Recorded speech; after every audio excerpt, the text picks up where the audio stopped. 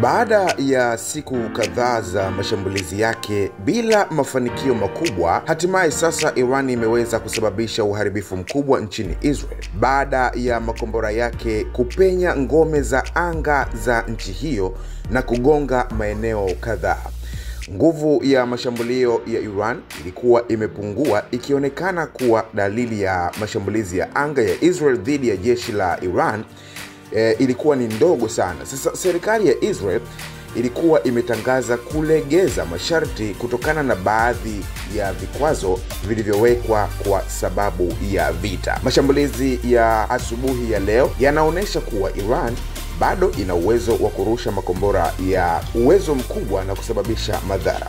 Maeneo yaliyopigwa ni pamoja na kituo cha matibabu cha Soroka katika mji wa kusini mwa Beersheba ambapo kipo huko Holon, ambapo pia kombora lilitua kati ya majengo na Ramat Gan yote katika mji wa Tel Aviv. Hata hivyo, kwa upande mwingine, Iran ilisema kuwa lengo la Beersheba ni kile kilichosemwa kuwa ni shabaha ya kijeshi karibu na hospitali hiyo, lakini Sharren Haskel, naibu wa masuala ya kigeni wa Israel, aliyeshutumu Iran kwa kuilenga hospitali ya Soroka kimakusudi. Haijabainika ni maeneo gani yaliyoshambuliwa katika miji mingine iliyoathiriwa, lakini Iran imekuwa ikijibu takriban wiki moja mashambulizi ya anga ya Israel kwenye maeneo ya kijeshi na nyuklia, vituo vya nishati, viwanja vya ndege, majengo ya serikali na pia maeneo